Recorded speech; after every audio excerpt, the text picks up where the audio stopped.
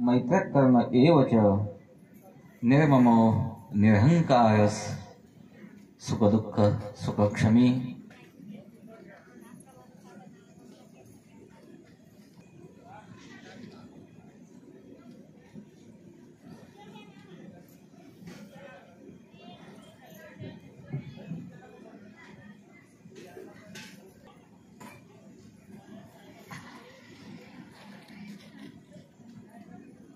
आज स्वर्गीय रेखमोहनबाई चांगदेव डमारे यांचं प्रथम वर्ष श्राद्ध या ठिकाणी संपन्न होते।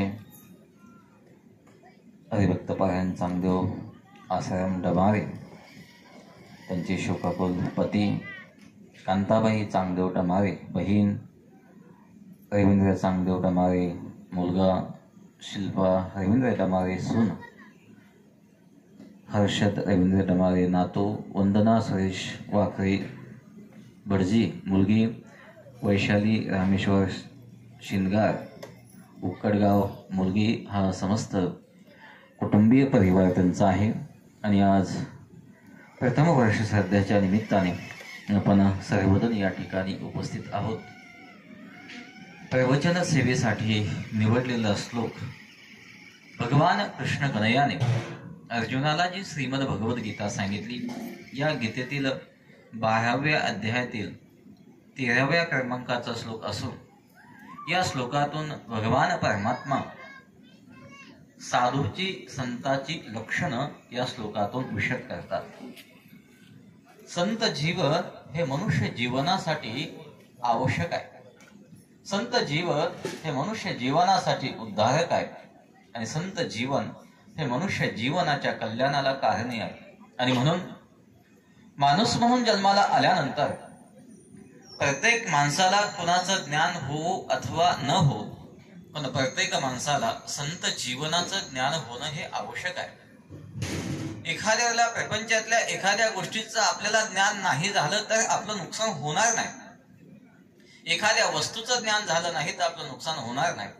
एखाद्या गावाचं आपल्याला ज्ञान झालं नाही तर आपलं नुकसान होणार नाही, पण साधूचं ज्ञान आपल्याला झालं नाही ना,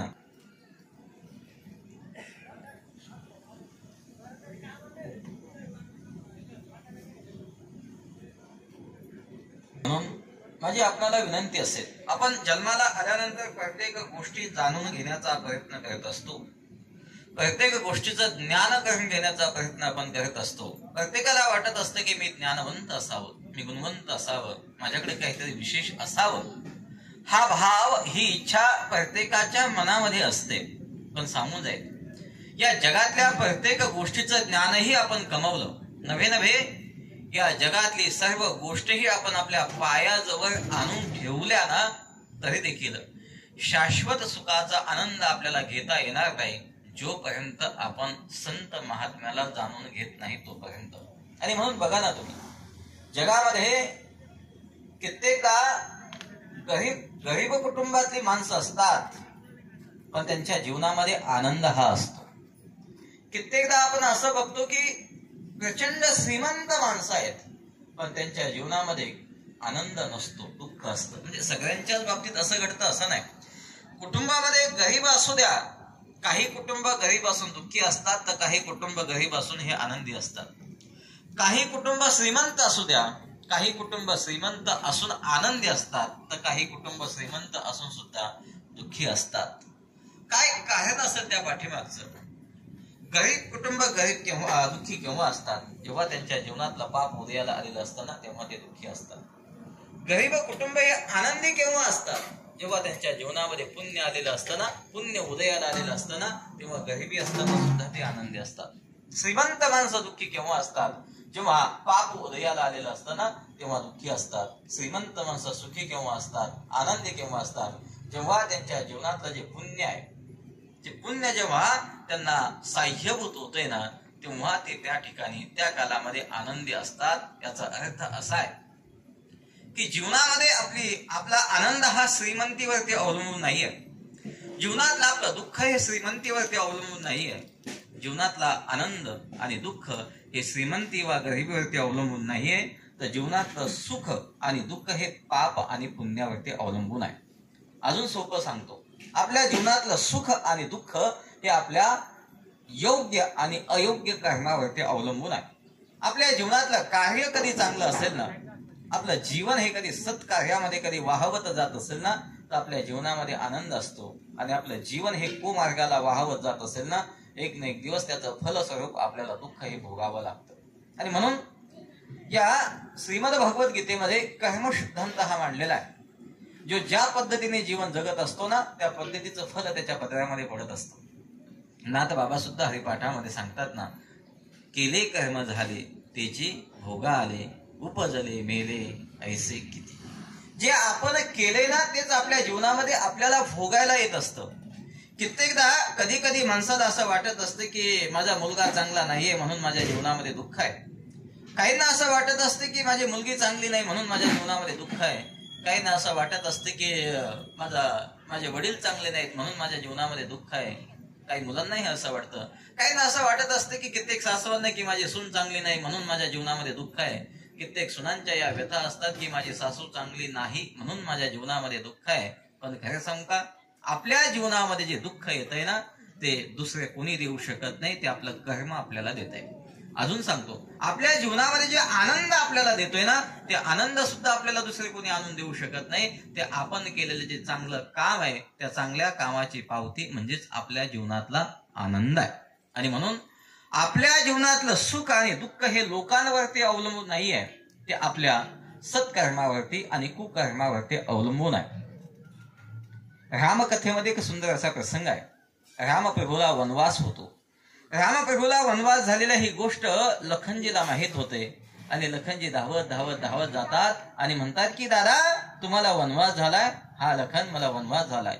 मग दादा तुम्ही वनवासामध्ये जाणार आहात ना? होय लखन, मी वनवासामध्ये जाणार आहे. दादा तुम्ही या रघुवंशातले आहात ना, तुम्ही मोठे आहात ना, तुम्ही मोठे आहात, मोठे आहात. तुम्ही या सिंहासनाचे अधिकारी आहात ना दादा, या सिंहासनावरती तुम्ही बसायला पाहिजे ना. तुम्हाला वनवास दिला जातोय दादा, हा तुमच्यावरती अन्याय आहे दादा. आणि तुमच्यावरती अन्याय करण्याचं पाप ज्यांनी केलं असेल ना, त्यांना मी अखंड वनवास दिल्याशिवाय राहणार नाही. अर्थात त्या कैकेयीला मी वनवासात पाठवल्याशिवाय राहणार नाही. हे शब्द लखनजीचे आहे. आणि तेव्हा माझा परमात्मा, माझे रामप्रभू लखनजीला सांगतायत, नाही रे लखन, तुला असं वाटतंय का लखन कैकेयीने वरदान मागून घेतलंय म्हणून मला वनवासामध्ये जावं लागतंय? लखन तुला असं वाटतंय की बाबाने मला आदेश दिलाय म्हणून मला वनवासामध्ये जावं लागतंय? नाही लखन, माझ्या वनवासाला कारण कैकेयी नाहीये. माझ्या वनवासाला कारण आपले बाबा दशरथ नाहीये, तर माझ्या वनवासाला कारण माझं कर्म आहे. माझं कर्म आहे. माझ्या हातून मातेची हत्या घडली होती ना, परशुराम असताना रेणुका मातेची हत्या माझ्या हातून घडली होती ना. मला त्या पापाचं क्षालन करण्यासाठी या गोष्टी कराव्या लागणार आहेत ना. मला वनवासामध्ये जावं लागतंय ना लखन, ते माझं कर्म आहे. याचा अर्थ असा आहे की देव जर हे सांगत असेल की माझ्या जीवनातलं दुःख हे माझ्या कर्माने येत आहे, तर आपण सुद्धा या गोष्टी मान्य केल्या पाहिजे की माझ्या जीवनातलं आलेलं जे दुःख आहे ते माझ्या कर्मानेच येत आहे. आणि मग माझ्या जीवनामध्ये मला सुख आणायचं असेल, माझ्या जीवनामध्ये मला आनंद आणायचा असेल, तर मग मी नेमकं काय केलं पाहिजे? काय केलं म्हणजे माझ्या जीवनामध्ये सुख येईल? काय केलं म्हणजे माझ्या जीवनामध्ये आनंद येईल? आपण जीवन जगत असताना चांगलं कर्म केलं ना, तर एक दिवस आपल्या जीवनामध्ये आनंद आनंद आनंदच येईल. संत महात्म्याचं जे जीवन आहे ते आपल्याला आनंदी दिसते. काहीच नाही हो, काहीच नसताना सुद्धा काय त्यांच्या जीवनामध्ये आनंद आहे. मी ज्ञानोबा यांचं चरित्र एक भाग उद्देशाने नेहमी सांगत असतो. ज्ञानोबाच्या जीवनामध्ये काय होतं, काय होतं माऊलींकडे मला सांगा ना, काय होतं? आज लाखोना समाज त्या ज्ञानोबाच्या समाधी पुढे जातो आणि नतमस्तक होतो. ज्ञानोबा आहे कधीच कुणाला बोलवत नाही, या माझा समाधी सोहळा आहे न बोलवता सुद्धा वा महाराष्ट्र त्या ठिकाणी जातो. नव्हे नव्हे विदेशातली माणसं सुद्धा त्या ठिकाणी ज्ञानोबाच्या दर्शनाला येतात, ज्ञानोबाचं दर्शन घेतात आणि स्वतःला धन्य झाल्याची अनुभूती त्या ठिकाणी करतात.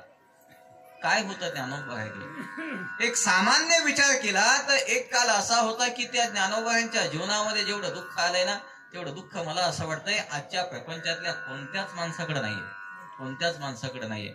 6, 7, 8, 9 वर्षाची असलेली ही 4 भावंड आहे आणि एवढ्या लहानपणामध्ये त्यांचे आई वडील त्यांना कायमचं सोडून जात आहेत, कायमचं. देहांत प्रायश्चित्त त्यांना घ्यावा लागतो. तो कथाभाग तुम्हाला माहिती, मला तो सर्व कथाभाग सांगून आपला वेळ घ्यायचा नाहीये. देहांत प्रायश्चित्त माझ्या माऊलींच्या आई वडिलांना घ्यावा लागला. त्यांनी तो घेतला देखील.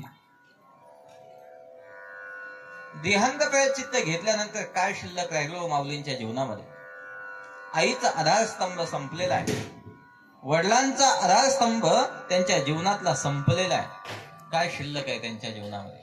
काहीच शिल्लक नाही. तुम्ही बघा ना, आपण जेव्हा एखाद्या यात्रेला जातो ना, पंढरपूरला, आळंदीला किंवा आणखी एखाद्या यात्रेला, आपला नात असेल, आपली नातू असेल, आपण त्यांना नेलेलं कदाचित नसेल तर ते घरून फोन करत असतात, आजी, बाबा, तुम्ही मला नेलं नाही यात्रेला, पण तुम्ही गेलेला आहात ना, माझ्यासाठी एखादं खेळणं आणा ना.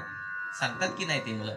अट्टहासाने सांगत असतात आणि आनंदाने आजी असू द्या, आजोबा असू द्या, त्या नातवंडासाठी काही ना काही घेऊन जात असतात. ठीक आहे, आनंदाने घेऊन जात असतात. जेव्हा आपण घरी येताना तेव्हा ती नात असेल, छोटस किंवा नातू असेल, बाबा आले, बाबा आले, आजी आली, आजी आली म्हणून धावत धावत येतंय आणि आपल्या जवळ येऊन आपल्याला बिलकतंय. मला सांगा ना, 6, 7, 8 वर्षाची असलेली ही 4 भावंड आहे. एखाद्या वेळेला एखाद्या गोष्टीची त्यांच्या मनामध्ये इच्छा निर्माण झाली असेल तर ती सांगण्याची इच्छा झाली असेल तर सांगण्यासाठी त्यांच्याकडं आई वडील नाहीये, कुणीच नाहीये त्यांच्याकडं. वनवासाचं जीवन त्यांना जगावं लागतंय. वनवासाचं जीवन जगावं लागतंय. सिद्ध बेटासारख्या त्या जंगलामध्ये त्यांना राहावं लागतंय. ही वेदना त्यांच्या जीवनामध्ये आली. मला असं वाटतं एवढं दुःख तर आपल्या जीवनामध्ये नसेल. एखाद्या छोट्याशा मुलाला एखाद्याने मारलं ना, ते मुलगा धावत धावत धावत जाता आणि आपल्या आईला जाऊन बिलकता आणि रडतं त्या ठिकाणी. पण एखाद्याला या ज्ञानदादाला आणि छोट्याशा मुक्ताबाईला कोणी मारलं ना तर धावत जाऊन बिलगण्यासाठी आईच नाही हो यांच्याकडे. धावत जाऊन बिलगण्यासाठी यांच्याकडे एखादी मांडी नाहीये की त्या ठिकाणी जावं आणि आपलं दुःख व्यक्त करावं. नाहीये, कुणीच नाहीये. मला असं वाटतंय एवढ्या वेदना यांच्या जीवनामध्ये आहेत, तेवढ्या वेदना आपल्या जीवनामध्ये नक्कीच नाहीये, नक्कीच नाहीये. एक दिवसचा प्रसंग आहे. मुक्ताबाई ज्ञानदादाला म्हणते, ज्ञानदादा, मला भूक लागली रे. सिद्ध बेटामध्ये बसलेली असतात. तेव्हा ज्ञानदादा म्हणतो, मुक्ते तुला भूक लागली ना, हा मग मी आता तुला खाण्यासाठी काहीतरी घेऊन येतो ना. ज्ञानदादाने ते भिक्षापात्र आपल्या हातामध्ये घेतलं. ज्ञानदादा आळंदीमध्ये जातात. आळंदीमध्ये जेव्हा जातात ना तेव्हा सर्वच लोक चांगले नाहीये. ज्ञानोबाईंना पाहिल्या पाहिल्या काही माता माऊल्यांनी आपल्या घराचे दरवाजे बंद केले, दरवाजे बंद केले. एका माऊलीचा तर स्वयंपाक चालू होता, चूल पेटवलेली होती. माझ्या ज्ञानदादाने भिक्षामदेहीचा आवाज दिला. त्या माऊलीने भिक्षा दिली नाही, पण त्या चुलीतलं जर्क लाकूड काढलं आणि माझ्या ज्ञानदादाच्या पाठीत घातलं. काही बोलले नाही माझी माऊली. ज्ञानदादा पुढे जातात. एका माऊलीला दया आली. तिने थोडस कोह्यान्न घेतलं आणि ज्ञानदादाच्या त्या झोळीमध्ये टाकलं. ज्ञानदादा ते घेऊन सिद्ध बेटाच्या दिशेने निघाले. पण तेवढ्यात विसोबा काका आडवे आले. विसोबा काकाने बघितलं की हा काही ना काही घेऊन चाललाय. ती जोरी असे उलटी केल्या जाते. जे जोरीत आहे ते मातीमध्ये कालवल्या जातं. एक गाल फडात माऊलीच्या दिल्या जाते. माझा ज्ञानदादा रडत रडत सिद्ध बेटाच्या दिशेने जातात. ती रिकामी जोरी त्या मुक्ताबाईच्या हातामध्ये देतात आणि ज्ञानदादा कुटियाच्या आतमध्ये जातात. मुक्ताबाई त्या झोळीमध्ये पाहते, काहीच नाहीये. पुढे पाहते, ज्ञानदादा नाहीये आणि मग कुटियाच्या जवळ जाते. ज्ञानदादा आतमध्ये आहे. विनंती करते ज्ञानदादाला, दादा, ही काठीचा दरवाजा तुम्ही उघडा ना. त्या संबंधाचे अनेक अभंग माझ्या मुक्ताबाईने बनवलेले आहेत. ज्ञानदादा दरवाजा उघडायला तयार नाही आणि मग ती छोटीशी मुक्ताबाई त्या कुटियाच्या खिडकीजवळ जाते आणि खिडकीतून आपल्या रडत असलेल्या दादाला म्हणते, दादा, रडू नको हे दादा, दादा रडू नको ना. मी तुला खायला मागितलंय, मला भूक लागली ती मी तुला खायला मागितलंय, म्हणून तुला गावामध्ये जावं लागलं आणि म्हणून तुला दुःख भोगावं लागलं ना दादा. असा माझ्या पुढे रडणार असेल ना दादा, तर ही मुक्ताबाई यानंतर तुला कधीच म्हणणार नाही की या मुक्ताईला भूक लागली म्हणून. फक्त माझी एवढीच इच्छा आहे, दादा तू माझ्या पुढे रडू नको हे. दादा, 4 भावंडामध्ये सगळ्यात छोटी मी आहे ना, सगळ्यात लहान मी आहे ना. तुमच्यामध्ये सगळ्यात लहान मी आहे दादा. कधी कधी आई वडिलांची आठवण आली तर मलाच तुमच्या पुढे रडावं वाटतं ना दादा. पण तुम्हीच असे माझ्या पुढे रडायला लागले तर मग मी पुन्हा पुढे रडायचं रे दादा. असं रडू नको ना दादा. दादा, समाजाने त्रास देणं हा समाजाचा स्वभाव आहे आणि समाजाने दिलेला त्रास सहन करणं हा साधूचा स्वभाव आहे. लोक त्रास देत असतात दादा. आणि दादा, आपल्या दाताने आपली जीभ चावली तर आपण काय आपले दात तोडतोय काय रे दादा? आपले दात आपण तोडतो का? नाही तोडत ना, नाही तोडत. तसा समाज आपला आहे ना, आपला समाज आहे. समाज आपल्या दाताच्या ठिकाणी आहे. समाजाने जरी आपल्याला चावा घेतला ना, तरी देखील आपण या समाजाला त्रास द्यायचा नसतोय. विश्वरागे झाले बन्ही, संती सुखे व्हावे पाणी. शब्द शस्त्रे झाले क्लेश, संती मानावा उपदेश. दादा, हे विश्व रागाने अग्निमय झालं तरी चालेल, पण साधूने या ठिकाणी पाणी व्हायचंय. आणि काय शब्द आहे व माझ्या मुक्ताबाईचे, संती सुखे व्हावे पाणी. आग विझवण्यासाठी पाणीच लागतंय, पाण्याशिवाय आग विझत नाही. पण मला असं वाटतंय, पाणी जरी आवश्यक असलं तरी पाण्याचं प्रमाण सुद्धा योग्य असावं लागतं. आपल्याला या ठिकाणी शेतीसाठी पाऊस हा आवश्यक आहे. पाऊस पडल्याशिवाय आपली शेती या ठिकाणी पिकणार नाहीये. पण पाऊसच ढगफुटीसारखा झाला तर मला असं वाटतंय ते पाणी सुद्धा आपल्याला काय आहे, घातक आहे. आपल्या मरणाला ते कारण आहे. कित्येक ठिकाणी जास्त पाण्याने सुद्धा माणसं मेलीत, दगावलीत, पाण्यामध्ये वाहून गेलीत ना. जेव्हा जेव्हा ज्या ज्या ठिकाणी जास्त पाऊस झाला त्या ठिकाणी कित्येकदा काही ठिकाणी जमिनी वाहून गेल्यात. आपल्याच भागामध्ये मागे लाखनी बाजूला त्या ठिकाणी काहींची जमीन सुद्धा वाहून गेली जास्त पाणी त्या ठिकाणी नदीला आल्यामुळे. म्हणजे पाणी आवश्यक आहे, पण अति पाणी हे सुद्धा कसं आहे, घातक आहे. आणि म्हणून मुक्ताबाईचे किती गोड शब्द आहे बघा ना, संती सुखे व्हावे पाणी. हे विश्व रागाने अग्निमय झालं ना, तर संतांनी पाणी व्हायचंय. पण कसं पाणी व्हायचंय, सुखाचं पाणी व्हायचंय. म्हणजे या पाण्याचा त्यांना त्रास होता कामा नये, या पाण्याने त्यांना आनंद भेटावा असंच पाणी संतांनी व्हायचंय. काय शब्द आहे मुक्ताबाईचे. ज्ञानदादा आहे, मुक्ताबाई आहे, निवृत्ती काका आहे, सोपान काका आहे. काय दुःख यांनी आपल्या जीवनामध्ये भोगलं, आणि एवढं दुःख भोगून सुद्धा यांनी आपल्या जीवनामध्ये क्रांती केली. हा मोठा विषय आहे, क्रांती केली. वयाच्या 16व्या वर्षी माझ्या ज्ञानोबांनी काय लिहिली आहे, ज्ञानेश्वरी लिहिली आहे. आयुष्य गेलं तरी त्या ज्ञानेश्वरीतला संबंध अर्थ आम्हाला समजत नाही. म्हणजे आम्ही त्याचा अभ्यास करून सुद्धा आम्हाला अजून समजत नाही संपूर्ण ज्ञानेश्वरीचा अर्थ. तर अभ्यास न करता तो किती समजणार आहे. एवढा गहन असा ज्ञानेश्वरीचा हा विषय आहे. महान असा ग्रंथ माझ्या माऊलींनी लिहिला. चांगदेव 65 माझ्या माऊलींनी लिहिलेले आहे. हरिपाठासारखा महान ग्रंथ माझ्या माऊलींनी लिहिलेला आहे. अमृत अनुभव सारखा महान ग्रंथ माझ्या माऊलींनी लिहिलेला आहे. अभंग गाथा माझ्या माऊलींनी लिहिलेला आहे. अनेक जे शोध आहे आजपर्यंत जे विज्ञानाला सुद्धा समजले नाहीत ना, ते ज्ञानेश्वरी मध्ये आहे. ही भूमी गोल आहे. अनेक वर्षापासून शास्त्रज्ञामध्ये वाद चालू होता, गोल आहे की चपटी आहे. ज्ञानोबांनी 700 वर्षापूर्वी लिहून ठेवलेले आहे, काथे भूगोलची सुवावा. ज्ञानोबांची भाषा आहे. भू म्हणजे जमीन आणि गोल म्हणजे गोल. ही पृथ्वी कशी आहे, माऊली बोलतात गोल आहे, गोल. लाईटचा शोध अलीकडच्या काळामध्ये लागला असं आपण बोलतो, पण त्याची निर्मिती कशी केली जाते ही माझ्या माऊलीने ज्ञानेश्वरीमध्ये 700 वर्षापूर्वी लिहून ठेवलेले आहे. उदकाचे अभिषेक ते जे लखलखित दिसे, ठीक आहे. आणि मग तेज माझी असे सलिल काही. उदकाचे अभिषेक, उदक नाम पाणी. पाण्याला एक विशिष्ट गती दिल्यानंतर, विशिष्ट ठिकाणी त्याला नेल्यानंतर त्यातून जे निर्माण होते ना, तिचं नाव वीज आहे. ही वीज बनवण्याची प्रक्रिया माझ्या ज्ञानोबांनी या ज्ञानेश्वरीमध्ये मांडून ठेवलेली आहे. ही घटिका, घड्याळ, ही घड्याळ अलीकडच्या काळामध्ये आपल्या हातामध्ये आपल्याला दिसायला लागलेली आहे. पण हिची निर्मिती सुद्धा, हा शब्द सुद्धा ज्ञानेश्वरीमध्ये आलेला आहे. हे घटिका यंत्र जैसे परिभ्रमेगा. म्हणजे घड्याळीचा काटा ज्या पद्धतीने भिंगत असतो ना, त्याच पद्धतीने या जगाचं हाड गाडगा बिघत असतं. हा सिद्धांत ज्ञानोबांनी मांडला आणि उदाहरण घड्याळीचं दिलं. तेव्हा घड्याळ पाहायलाही भेटत नव्हतं. हा ज्ञानोबांचा शोध आहे. आणि हे सगळे ज्ञानोबांनी केव्हा लिहिलंय, वयाच्या 16व्या वर्षी लिहिलंय. काय दिव्य केलंय. सांगण्याचा भाव एवढाच आहे, आपल्या जीवनामध्ये कितीही मोठी संकट आली, कितीही मोठे कष्ट आपल्या जीवनामध्ये आले ना, ज्ञानोबाचं जीवन आठवा. आपलं दुःख आपल्याला छोटं वाटल आणि आपण काहीतरी नवीन करण्यासाठी तत्पर व्हाल. ज्ञानोबाचे हे जीवन ऐकल्यानंतर आपल्याला संतुष्टता का वाटेल, आपलं दुःख हलकं का होईल, त्याचं महत्वाचं कारण आहे, माझी माऊली एक साधू आहे. माझी माऊली एक साधू आहे. आणि म्हणून साधूचं जीवन ऐकल्यानंतर, साधूच्या जीवनाच्या जवळ गेल्यानंतर माणसाच्या जीवनाचं दुःख हलकं होत असतं.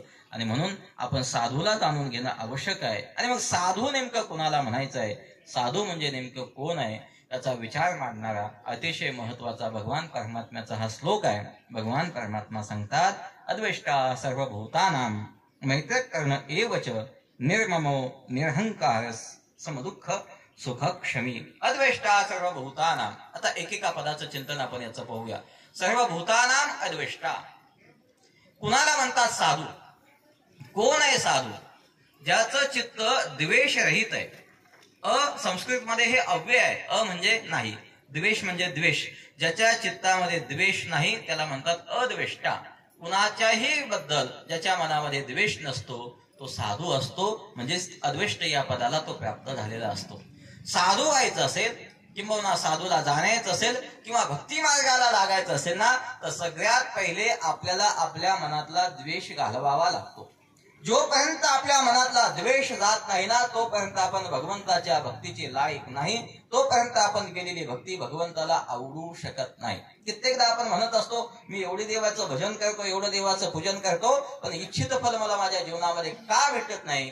त्याचं महत्वाचं कारण आहे, ज्या पद्धतीने आपण त्याची भक्ती करायला पाहिजे, ज्या अधिकार संपन्नतेने आपण त्याची भक्ती करायला पाहिजे ना, तो अधिकार आपण अगोदर कमवत नाही.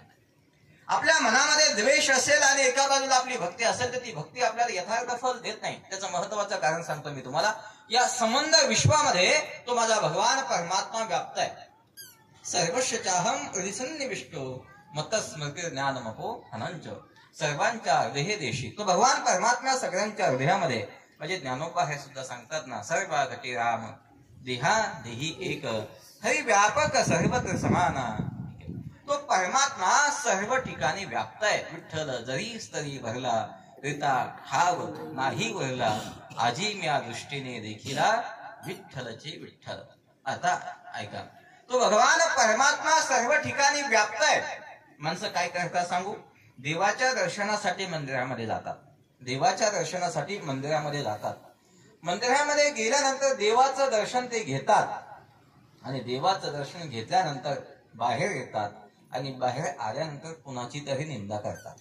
असं होतं ना? होतं. आतमध्ये जाऊन माणसं त्या देवाचं दर्शन घेतात, पण तोच देव अनंत रूपाने या विश्वामध्ये नटलेला आहे. तोच देव अंश रूपाने या विश्वामध्ये आहे. आणि कुणाच्या तर हृदयामध्ये तो असतोच ना, ज्याच्या हृदयामध्ये तो परमात्मा आहे. आतमध्ये त्याच देवाचं दर्शन आहे आणि अंश रूपामध्ये असलेला तो देव बाहेर त्याच देवाची निंदा होते आपल्याकडून. आतमध्ये त्या देवाचं दर्शन होतं, पण तो देव प्रत्येकाच्या हृदयामध्ये आहे. आणि मग बाहेरच्या माणसाची निंदा आपल्या हातून घडत असेल ना, तर समजून चालावं, ती सुद्धा एका अंशाने एका अर्थाने देवाचीच निंदा होते. आणि म्हणून जे म्हटलं जात आहे बघा, जनसेवा हीच ईश्वर सेवा. माणसाची सेवा केल्यानंतर ती देवाचीच सेवा होते. याचं महत्वाचं कारण आहे सर्वागती राम. तो रामच त्या प्रत्येकाच्या हृदयामध्ये आहे. तो देवच प्रत्येकाच्या आतमध्ये दडून बसलेला आहे. आणि म्हणून ती माणसाची सेवा नसते, ती देवाचीच सेवा असते. जर माणसाची सेवा ही देवाची सेवा घडत असेल तर माणसाची निंदा कुणाची निंदा घडेल? देवाचीच निंदा घडेल ना. माणसाची पूजा ही देवाची पूजा घडत असेल तर माणसाला दिलेला त्रास हा सुद्धा देवालाच दिलेला त्रास आहे. आणि म्हणून एका बाजूला आपल्या हातून यथार्थ भक्ती जरी घडत असली ना, तर एका बाजूला आपल्याच हातून त्या देवाची निंदा घडत असते. आणि निंदेने काय होत असतं सांगू का? नसलेलं पाप आपल्या डोक्यावरती येत असतं. आणि म्हणून संत महात्म्य तर निंदक खूप आवडतात संत महात्म्यांना. का माहितीये? ते पापाचं धुणं करून देतात ना. म्हणून महाराज बोलतात ना, निंदकाचे घर असावे तालुक्यात. नाही, तालुक्यात नाही, गावात पण नाही, गल्लीत पण नाही. कुठे असावं? शेजारी. निंदकाचे घर असावे शेजारी. काय करतो निंदक? करती पातकाची धुनी, मोल न घेता साबणी. आपण कपडे धोब्याकडे धुण्यासाठी दिले तर धोबी आपल्याला काय मागतो? धोबी साबण मागतो. तुमच्याकडचे धोबी नुसते साबणारे कपडे धुवून देतात. धोबी काय मागतो आपल्याला? पैसे मागतो. आणि आपण कधी आपल्या सौभाग्यवतीकडे कपडे धुण्यासाठी दिले? तुम्ही काय मागता? तुम्ही साबण मागता. तर एखाद्याने नुसते कपडेच देणं चालू केलं, महिना झाला साबणच नाही आणले, तर तुम्ही काय करता? चांगले असले तर ठीक आहे, नाहीतर त्याचाच गठोडा बांधतील आणि अंगावर फेकून देतील, तुझं तू धुत बस बाबा. धोब्याकडे आपण कपडे धुण्यासाठी दिले तर धोबी आपल्याला पैसे मागतो. सौभाग्यवतीकडे आपण कपडे धुण्यासाठी दिले तर ती आपल्याला साबण मागते. पण आपल्या पापाने मडलेले कपडे आपण निंदकाकडे दिले ना, तो पैसेही मागत नाही, साबणही मागत नाही, पण आपले पापाने मडलेले कपडे धुवून दिल्याशिवाय राहत नाही. करती पातकाची धुनी मोल न घेता साबणे. मला पुढचा त्याचा भाव सांगायचा आहे. निंदक काय करतो? पापाने मडलेले कपडे धुतो. त्याचा अर्थ असा आहे, जो निंदक ज्याची निंदा करतो ना, त्याचं पाप त्याच्या डोक्यावर जात असत. आणि ज्ञानोपासक असं सांगतात, येती निंदकापाशी अशेष पापे. एखाद्याने खून केला तर त्याला खुनाचं पातक लागेल. एखाद्याने खिसा कापला तर त्याला खिसा कापण्याचं पातक लागेल. एखाद्याने चोरी केली त्याला चोरीचं पातक लागेल. एखाद्याने एखाद्या शेतातला कापूस चोरला तर त्याला तेवढंच पातक लागेल. पण निंदा अशी आहे, येती निंदकापाशी अशेष पापे. जगातली सगळी पातक कशाने येत असेल तर ती फक्त आणि फक्त एका निंदेने येतात. आणि म्हणून आपलं कल्याण यथार्थ पद्धतीने व्हावं असं आपल्याला वाटत असेल तर आपल्या हातून निंदा होता कामा नाही. आणि म्हणून निंदा माणसाने करू नये. सज्जनाच्या सानिध्यामध्ये जायचं असेल तर निंदेचा त्याग माणसाने करावा. आणि मला असं वाटतंय सगळ्यात सोपी माणसाला निंदाच आहे. आणि सगळ्यात जास्त माणसाकडून काय घडते? निंदाच घडते. 4 माणसं एका ठिकाणी बसू द्या, 2 वाक्य एखाद्या चांगल्या माणसाबद्दल निघतात आणि बाकीचा 1 तास वाईट माणसाबद्दल निघून जातो. 2 मिनिटं आपले चांगल्या बोलण्यामध्ये जातात आणि बाकीचा काळ हा वाईट बोलण्यामध्ये निघून जात असतो. आणि त्याचाच परिणाम आपल्या जीवनातलं पुण्य कमी होतं आणि आपल्या जीवनामध्ये पाप वाढतं. साधुत्वाच्या दिशेने जायचं असेल, साधूच्या जवळ जायचं असेल ना, तर या गोष्टीचा त्याग करावा लागेल. महत्वाच्या पदाला आपल्याला स्पर्श करावा लागेल. अद्वेष्टा, द्वेषरहित जीवन हे अतिशय महत्वाचं आहे. आणि पुढचं पद वापरलंय, सर्वभूतानाम अद्वेष्टा. कोण आहे व साधू? द्वेषरहित जीवन. काही माणसाच्या मनामध्ये द्वेष नसतो, पण कुणाबद्दल नसतो? आपल्या कुटुंबाबद्दल नसतो, शेजारच्या बद्दल असतो. काही माणसाचं असं असतंय, आपल्या कुटुंबातल्या काही माणसाबद्दल आनंद असतो तर काही माणसाबद्दल द्वेष भावना असते, काही भाग असतो. म्हणून ते सर्वभूतानाम हे पद महत्वाचं आहे. अलीकडच्या कालामध्ये माणसं दुःखी होतात, कोणाबद्दल दुसऱ्याबद्दल द्वेष करतात आणि स्वतः दुःखी होतात. एक उदाहरण मी नेहमी सांगत असतो. एका माणसाचं पोट दुखायला लागलं आणि म्हणून तो दवाखान्यामध्ये गेला. डॉक्टरला सांगितलं, डॉक्टर साहेब माझं पोट दुखतंय. डॉक्टरने औषध दिलं, त्याने ते औषध घेतलं, घरी गेला. दुसऱ्या दिवशी पुन्हा दवाखान्यामध्ये आला. डॉक्टर साहेब पोट नीट नाही झालं. डॉक्टरला वाटलं थोडं चांगलं औषध द्यावं, म्हणून त्याही पेक्षा थोडस चांगलं औषध दिलं. ते औषध त्याने घेतलं, घरी गेला. पुन्हा आला दुसऱ्या दिवशी, डॉक्टर साहेब माझं पोट नीटच झालं नाही. डॉक्टर म्हटले जास्त दुखत असेल, सलाईन लावली. डॉक्टरने सलाईन लावली, घरी पाठवलं, घरी गेला. दुसऱ्या दिवशी पुन्हा आला. डॉक्टर साहेब काय सलाईन दिले का पाणी दिलंय? काय औषध सोडलं होतं की नाही त्यामध्ये? माझं पोटच नीट झालं नाही. डॉक्टरने विचारलं, तुझं पोट नीट नाही झालं? नाही ना हो. मला नेमकं सांग ना, नेमकं काय खाल्लं होतं तू काल? काय नाही, जे नेहमी खातो तेच खाल्लं होतं. मग पोट दुखण्याचं नेमकं काय कारण आहे? केव्हापासून तुझं पोट दुखायला लागलं? याने सांगितलं, काय डॉक्टर साहेब, अहो शेजारच्याने डॉक्टर घेतल्यापासून माझं पोट दुखतंय. डॉक्टर म्हटले, त्याला आपल्याकडे औषधच नाही बाबा. दुसऱ्याच्या आनंदाने एखादा दुःखी होत असेल ना, दुसऱ्याच्या सुखाने एखादा दुःखी होत असेल ना, तर तो आयुष्यात कधीच आनंदी होऊ शकत नाही. आयुष्यामध्ये आनंदी त्याला होता येतं ज्याला दुसऱ्याच्या आनंदामध्ये स्वतःचा आनंद मानता येतो. आणि ही किमया फक्त आणि फक्त माझ्या संतांकडे आहे, साधूकडे आहे. आणि ही किमया आपल्याला प्राप्त करायची असेल तर सर्वप्रथम आपल्याला या भावापर्यंत पोहोचावं लागेल. अद्वेष्टा सर्वभूतानां, द्वेषरहित जीवन. आणि सर्वभूतानां अद्वेष्टा, या जगामध्ये जेवढी काही प्राणी आहे, जेवढी काही जीव आहे, या संबंध जीवाच्या संबंधाने अद्वेष्टारहित जीवन जगणं म्हणजेच आपल्या जीवनामध्ये आपण आनंद आणणं आहे. तर एवढ्यावरतीच एखादा साधू ठरतो का? अहो ते देवाचे शब्द आहेत. देवाचे शब्द एवढ्या सहजासहजी समजत नाही, एवढ्यावरती कोणी साधू होऊ शकत नाही. माझ्या परमात्म्याने पुढे एक पद टाकलंय, नुसतं द्वेषरहित जीवन महत्वाचं नाही. द्वेषरहित जीवन म्हणजे हा एक अलिप्तवाद आहे. जुन्या काळामध्ये आपल्या देशाने अलिप्तवाद स्वीकारलेला होता. तो बाकीच्या देशाचे युद्ध चालू झालं की आपला देश लांब बसायचा, तुमचं चालू द्या, आम्हाला यांच्याशी घेणं नाही, त्यांच्याशी देणं नाही, काही देणं घेणं नाही. हा वाद आहे, हा जो विचार आहे, हा विचार सुद्धा साधुत्वापर्यंत घेऊन जाऊ शकत नाही. पुढे एक शब्द माझ्या परमात्म्याने टाकलाय, मैत्र. या जगाच्या संबंधाने द्वेषरहित भावना जशी महत्वाची आहे ना, तशीच या जगाच्या संबंधाने मैत्रीची भावना असणं सुद्धा महत्वाची आहे. साधू ज्याला व्हायचं आहे ना, त्याच्या मनामध्ये या जगाच्या संबंधाने मैत्री असणं, मैत्रीचा भाव असणं महत्वाचं आहे. आणि नुसता तेवढाच भाव असून चालत नाही हो, त्या मैत्रीमध्ये करुणा असणं महत्वाचं आहे. आणि म्हणून अजून एक शब्द माझ्या परमात्म्याने टाकला, मैत्र करणं एवच. साधू या पदापर्यंत जायचं असेल ना, अद्वेष्टा सर्वभूतानां मैत्र करणं एवच, इथपर्यंत आपल्याला जावं लागतं. इथपर्यंत गेलं म्हणजे साधुत्वाला पोहोचतं होतंय का? नाही. माझ्या परमात्म्याने पुढे सुद्धा सांगितलंय बघा ना, निर्मम. निर्मम या शब्दाची नियुक्ती माझ्या परमात्म्याने या श्लोकामध्ये केलेली आहे. निर्मम, ममतारहित जीवन, द्वेषरहित जीवन, सर्वभूतानां द्वेषरहित, मैत्री करणं एवच, इथपर्यंत थांबत नाही तर निर्मम, ममत्व रहित जीवन असणं महत्वाचं आहे. साधू त्याला म्हणतात की जो जगाचं कल्याण करतो, आणि ज्याला जगाचं कल्याण करायचं आहे ना, त्याच्या मनामध्ये ममत्व भाव हा नसावा लागतो. ज्याच्या चित्तामध्ये कुणाबद्दल तरी ममत्व असेल ना, तर ते ममत्व ते जगाचं कल्याण त्याला करून देऊ शकत नाही. त्यासाठी त्याला निर्ममत्व व्हावं लागतं. कुणीही येऊ द्या, सगळ्यांच्या संबंधाने समान भावना ज्याच्या चित्तामध्ये असते ना, तोच जगाचं कल्याण करू शकतो.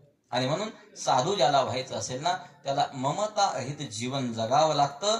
एवढ्यावरती भागत नाही. पुढे सांगतात निरहंकारस, अद्वेष्टा सर्वभूतानां द्वेषरहित भावना, इथपर्यंत ठीक आहे. मैत्र करणं एवच, हेही ठीक आहे. निर्ममत्व हेही ठीक आहे. आणि त्याच्या पुढे सांगितले निरहंकारिता. हे सगळ्या जीवनामध्ये प्राप्त झाल्यानंतर आपल्या जीवनामध्ये कधी अहंकार आला तर हे शून्य आहे. हे शून्य आहे. अहंकार आपल्या जीवनामध्ये दुःखाला कारण आहे. आणि म्हणून तर माझे तुकोबा हे ठिकाणी सांगतात ना, अहंकार गेला तुका म्हणे देव झाला देव. अहंकार गेल्या माणसाला देव होता येतं, पण अहंकार घालवण्यासाठी अनेक पायऱ्या आपल्याला चढून पुढे यावं लागतं. कित्येकदा माणसाला वाटत असतं की मला अहंकार नाही. माणसं बोलत असतात बोलता मला अहंकार नाही. याचाच त्याला कधी अहंकार होतो हेच त्याच्या लक्षात येत नाही. अहंकाराचं स्वरूप हे अतिशय सूक्ष्म आहे, बारीक आहे. आणि म्हणून या गोष्टीपर्यंत जाता आलं पाहिजे. आणि या गोष्टीपर्यंत जाता येणं म्हणजे साधुत्वाच्या जवळ जाणं आहे. आणि पुढे भगवान परमात्म्याने शब्द टाकलेले सुख दुःख सुख क्षमी. जीवनामध्ये सुख येऊ द्या वा दुःख येऊ द्या, सुखाची अवस्था असू द्या वा दुःखाची अवस्था असू द्या, त्या ठिकाणी सुख दुःख सम, सुख दुःख सुख क्षमी, त्या दोन्हीच्या संबंधाने समानता या चित्तामध्ये असणं म्हणजे साधूचं लक्षण आहे. म्हणजेच आपल्याकडे म्हणे बघा, बोलता बोलता माणसं बोलत असतात, पैसा आला का लाजू नाही, आणि गरिबी आली का लाजू नाही. ही अवस्था ही समत्वाची अवस्था आहे. हा साधूचा विचार आहे. गरिबी आली तर फाटके कपडे घालायला सुद्धा माणसाने लाजू नाही, आणि जास्त पैसा आला म्हणजे तो पैसा कुठे उधळत जाऊ नये, हा त्यातला भाव आहे. समत्व चित्तामध्ये असणं महत्वाचं आहे. आणि समत्वाची शिकवण देणारे म्हणजे भगवान परमात्मा आहे. ही समत्वाची शिकवण देणारे माझे साधू संत आहेत. आणि म्हणून ही शिकवण आपल्या जीवनामध्ये यावी यासाठी आपण साधूच्या सानिध्यामध्ये जायचं आहे. यासाठी साधूच्या जवळ जायचं आहे. साधू महात्मे आपल्याला त्याग शिकवतात, साधू महात्मे आपल्याला वैराग्य शिकवतात, साधू महात्मे आपल्याला भक्ती शिकवतात. प्रपंचामध्ये सुद्धा कसं जीवन जगावं हे साधू महात्मे आपल्याला शिकवतात. प्रापंचिक जीवन जगत असताना प्रपंचामध्ये माणसाने 4 पुरुषार्थ कमवले पाहिजे: धर्म, अर्थ, काम आणि मोक्ष. सर्वात पहिले धर्माने माणसाने जीवन जगावं. धर्म कशाला म्हणतात? आपल्या वाटेला जे कर्तव्य कर्म आलेले आहे त्या कर्तव्य कर्माचं यथोचित पालन करणं म्हणजे धर्म आहे. वेळ आपल्या 15 मिनिटाचा बाकी म्हणून त्याची विशेष व्याख्या मोठी मी या ठिकाणी सांगत नाही. अर्थ हा सुद्धा आपण आपल्या जीवनामध्ये कमवला पाहिजे. पैसे कमवणं हे आपलं काम आहे, काम नव्हे, आपलं ते कर्तव्य आहे. मनुष्य देहाला आलेलो आहोत ना, या इहलोकामध्ये आहोत ना, तर पैसा धन संपदा ही मनुष्याने कमवलीच पाहिजे, कमवलं पाहिजे. एक सांगू, पैसा हा कमवायचाच असतो, कमवलाही पाहिजे, पण तो योग्य ठिकाणी तो घालवला देखील पाहिजे. आपल्या भागामध्ये धरण कुठे आहे? धरण टाकळीचं एक धरण आहे, अजून भटाण्याला एक धरण आहे. त्या धरणामध्ये पाणी अडवल्या जावं यासाठी त्या धरणाला काय बांधलेली आहे? भिंत बांधलेली आहे.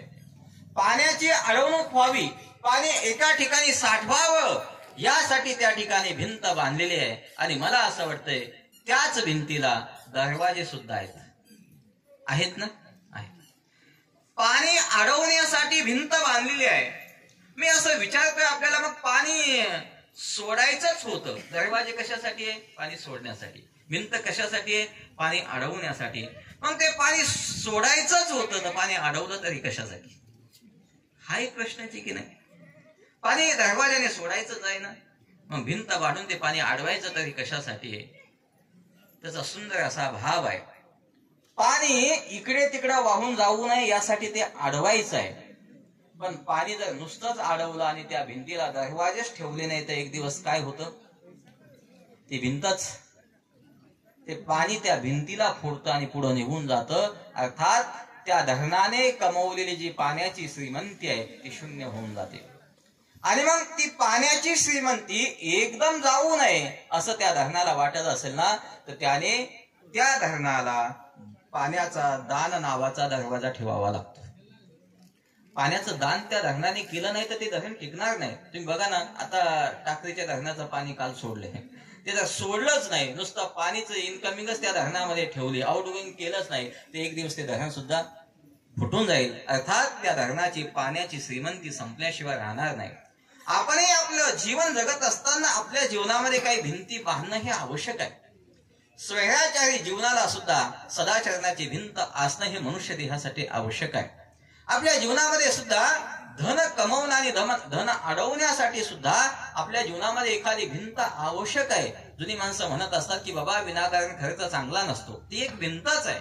भिंत बांधली पाहिजे आणि प्रत्येक माणसाने पैशाने श्रीमंत झालं पाहिजे. प्रत्येक माणसाने आपल्या जीवनामध्ये पैसा कमवला पाहिजे, पैशाने श्रीमंत झालं पाहिजे. पण ती श्रीमंती टिकावी असं आपल्याला वाटत असेल ना, तर त्या श्रीमंतीला सुद्धा दान नावाचा एखादा दरवाजा असणं महत्वाचं आहे. त्याच श्रीमंतीला धर्म नावाचा एखादा दरवाजा असणं महत्वाचं आहे. आणि आपल्या या पैशाच्या श्रीमंतीला दान नावाचा दरवाजा नसेल, आपल्या पैशाच्या श्रीमंतीला धर्म नावाचा दरवाजा नसेल, तर एकतर ती श्रीमंती पाण्यामध्ये तरी बुडते, नाहीतर ती जरल्या तरी जाते. जेव्हा लंकेचा विचार केला ना, लंकेची सोन्याची श्रीमंती आहे ती काय झाली? जळाली नाही. का जळाली माहितीये? त्या ठिकाणी विचार शिल्लक नव्हता, त्या ठिकाणी आचार शिल्लक नव्हता. आणि म्हणून या विश्वातली सगळ्यात मोठी श्रीमंत असलेली ती लंकेची नगरी आहे, एक दिवस ती आगीत भस्मसात झाली. असं म्हणतात सोनं जळत नाही, पण दुराचारच एवढा होता की त्या सोन्याला सुद्धा जळावं लागलं. नाश झाला त्या सोन्याचा सुद्धा, विनाश झाला. आणखी एक नगरी आहे द्वारकेची, सोन्याचीच होती, सोनच होतं त्या द्वारकेमध्ये सुद्धा. ती नगरी सुद्धा काय झाली? बुडाली. का बुडाली सांगू? जेव्हा भगवान परमात्मा परलोक गमनाला निज धामाला निघून जातात, तेव्हा हे जे यादव कुल आहे, या यादव वंशातली जी काही मुलं आहेत यांचं वागणं बिघडलेलं होतं, त्यांचं आचरण व्यवस्थित नव्हतं. आणि म्हणून ही वैभव संपन्नता जरी असली तरी ती नगरी सुद्धा पाण्यामध्ये त्या ठिकाणी बुडाली, समुद्रामध्ये बुडाली.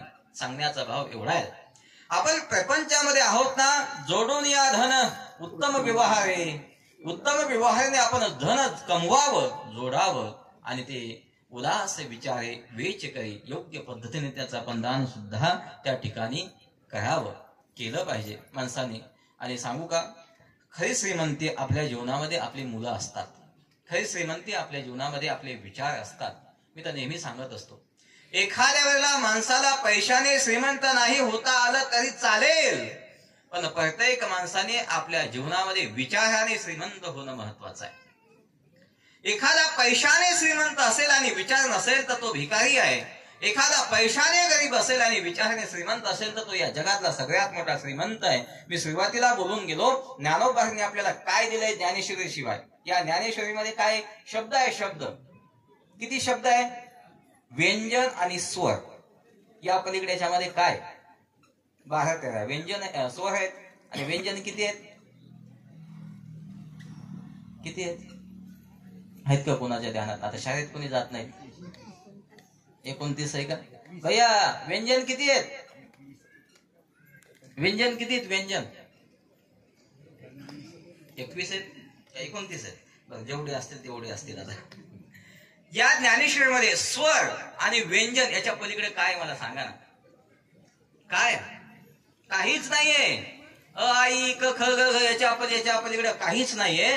पण ज्ञानोबांनी आपल्या विचाराच्या श्रीमंतीने याच शब्दाला असं काही जोडलंय ते वाचत वाचत नुसता आनंद मनाला येत असतो.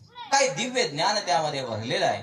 ही श्रीमंती कशाची आहे? ही विचाराची श्रीमंती आहे. आणि म्हणून ही श्रीमंती त्यांच्याकडे आहे. म्हणून उभा समाज त्यांच्या पुढे नतमस्तक आहे.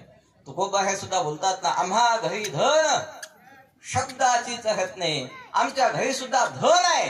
कशाचं धन आहे? शब्दाचं धन आहे. शब्द हेच आमचं धन आहे. आणि त्या गाथ्यामध्ये काय बाघाखडीच आहे, त्याच्या पलीकडे काही नाहीये.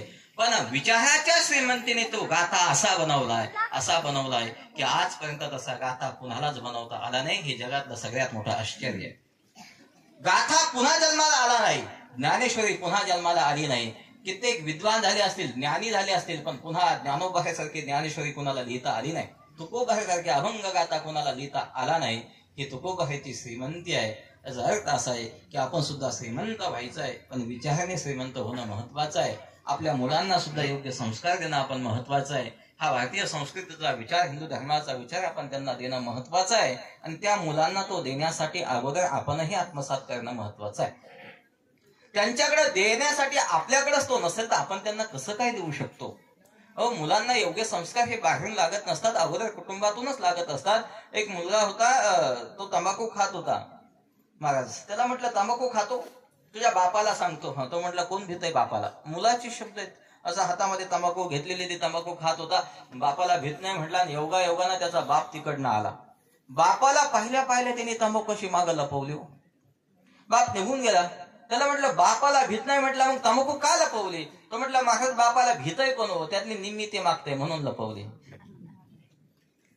तर अशी अवस्था असेल तर मुलांना योग्य दिशा, योग्य संस्कार भेटणार नाही. त्यासाठी आपण आपलं जीवन त्या मुलांच्या देखत चांगलं जगणं हे महत्वाचं आहे. आपणच त्या मुलांच्या देखत हातात मोबाईल घेऊन बसलो तर ते काय पाहणार आहेत? मोबाईलच. आपणच त्यांच्या पुढे जर टीव्ही लावून बसलो तर ते काय अभ्यास करणार आहेत? नाही, ते सुद्धा टीव्हीच पाहणार आहे. त्याचं कारण असं आहे, भगवंताने गीतेमध्ये सांगितलेलं आहे, यत्यदा चरते श्रेष्ठ तत्ते देवै करो जनाः सयत् प्रमाणम करते लोकस्तदनु वर्तते. माऊली गोड बोलतात, जेथ वडील जे करतील तया नाम धर्म ठेविती. आपण मोठी माणसं जशी वागत असतात ना, तशीच लहान मुलं सुद्धा वागत असतात. आणि म्हणून लहान्याने चांगलं वागावं असं वाटत असेल तर मोठ्यांनी त्यांच्या देखत चांगलं वागणं हे महत्वाचं आहे. मोठे जर लेझिम खेळत घरी येत असतील, लेझिम समजते ना, तर लहानी काय करणार आहे? मोठी माणसं जर त्यांना बिडी पेटवायला पाठवत असतील तर ते येताना थोडासा झटका मारून येणारच आहेत ना. म्हणून लहान मुलांचा विचार हा मोठा असावा असं वाटत असेल तर आपलं वागणं सुद्धा त्यांच्या पुढे मोठं असलं पाहिजे. मोठं असलं पाहिजे म्हणजे नेमकं कसं असलं पाहिजे? अद्वेष्टा सर्वभूतानां, द्वेषरहित असलं पाहिजे. नाही तर कित्येक माणसं लहान मुलालाच खोटं बोलायला शिकवतात. एखाद्याला जर एखाद्याचे पैसे द्यायचे असेल, बाजाराच्या दिवशी वसुलीसाठी तो जर निघाला असेल ना, या माणसाने ज्याला पैसे द्यायचे त्याने त्याला बघावं, बघितल्यानंतर याच्याकडे पैसे नसावे. आणि मग हा आपल्या मुलाला सांगून ठेवतो, लहान असतं ते 4-5 वर्षाचं, ते मुलाला सांगून ठेवतो, ते बघते काका येत आहेत, ते काका आले का त्यांना सांग पप्पा घरात नाही. हे घरामध्ये लपून बसतो. तो विचारतो, तो माणूस येतो, आल्यानंतर विचारतो, बेटा तुझे पप्पा आहेत का? आणि मग ते लहानच असतं, ते सांगायला सुरुवात करतात. पप्पा म्हणाले, पप्पा घरी नाही म्हणून सांग. ते लहान असतं, निरागस असतं, त्याला काय माहित असतं. लहान मुलांना आपण योग्य शिकवावं.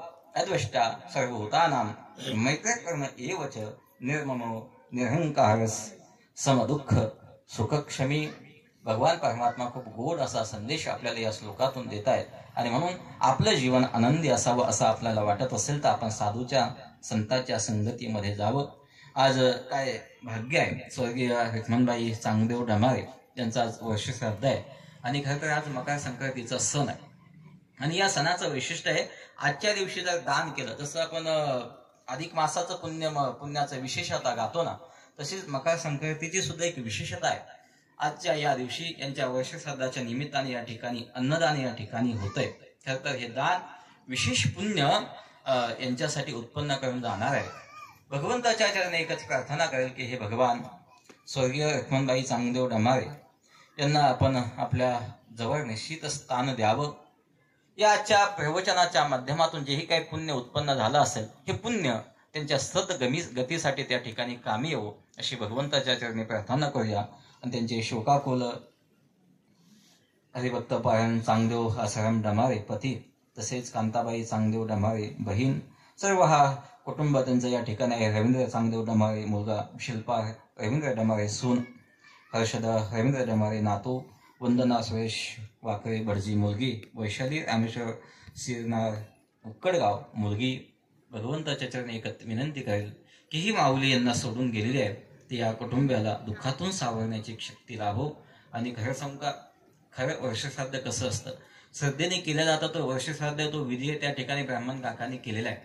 पण प्रत्येक माणसाने गेलेल्या माणसासाठी काहीतरी विधी करायचा असतो. काय विधी करायचा असतो?